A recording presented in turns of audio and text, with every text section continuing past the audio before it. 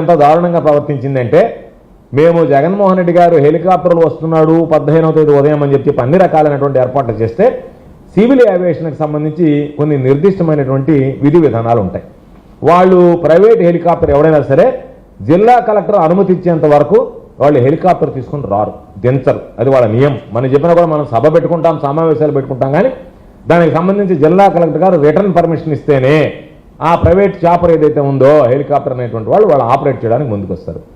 15వ తేదీ ఉదయం ఒక మాజీ ముఖ్యమంత్రి గారు నెల్లూరు జిల్లా పర్యటనకు వస్తున్నారని చెప్పి అన్ని ఏర్పాట్లు పూర్తి చేస్తే గత 3 రోజులుగా చూస్తూ దానికి సంబంధించినటువంటి ఫిట్నెస్ సర్టిఫికేట్లు, హెలిప్యాడ్కి సంబంధించి స్టేజ్కి సంబంధించి ఫిట్నెస్ సర్టిఫికేట్లు, అన్ని రకాలైనటువంటి అండర్టేకింగ్లు, ఇన్ని రకాలైనటువంటి కండిషన్లు పెట్టాలనో ప్రతాప్ కుమార్ రెడ్డి గారి దగ్గరికి అన్ని రకాలైనటువంటి కండిషన్లకు నేను బాధ్యత వహిస్తానని చెప్పి ఆయన అన్నిటికీ నేను బాధ్యత వహిస్తానయా అని చెప్పి సంతకం పెట్టిన తర్వాత కూడా 14వ తేదీ సాయంత్రం 6 గంటలకి మా చేతిలో దానికి సంబంధించినటువంటి కాగితం ఇచ్చారు. అంటే మీ ఉద్దేశం ఏదో ఒక విధంగా చివరి నిమిషంలో ఇస్తే ఆ హెలికాప్టర్ రాకుండా ఆగిపోతే వాయిదా పడిపోతుంది జగన్మోహన్ రెడ్డి గారి ప్రోగ్రాం.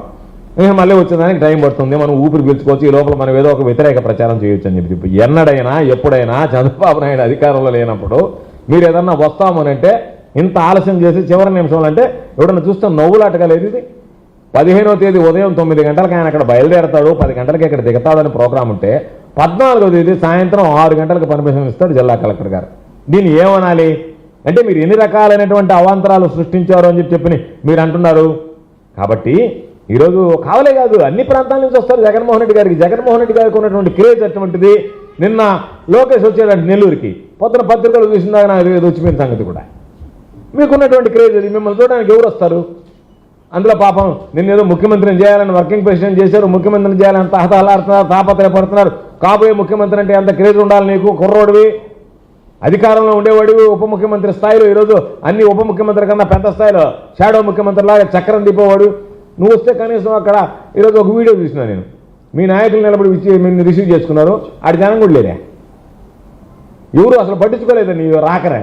అందుకని నీలాగే అందరూ ఎందుకుంటారు, చంద్రబాబు నాయుడు లాగా లోకేష్ లాగా ఉండరు జగన్మోహన్ రెడ్డి గారు అంటే. జనం ఎగబడతారు, జనం వస్తారు, మీ కడుపు మంటంతా అది.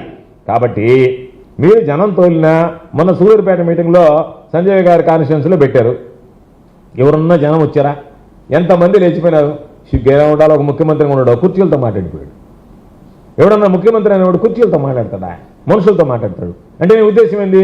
కుర్చీలు ఉన్నా లేకపోయినా నాకున్నటువంటి అనుకూల మీడియా ఉంది కాబట్టి నాకు దాని ద్వారా చూపిస్తారని చెప్పి మాట్లాడు. కాబట్టి ఎర్రటి ఎండల్ని సైతం లెక్క చేయకుండా నిన్న జగన్మోహన్ రెడ్డి గారి జనానికి మీడియానే సాక్ష్యం. కాబట్టి ఈ పచ్చ మీడియా ఇచ్చేటువంటి వాటిలో అవసరం లేదు. కాబట్టి ఎర్రటి ఎండను సైతం లెక్క చేయకుండా నిన్నటి ఆ కార్యక్రమంలో పాల్గొన్నారు.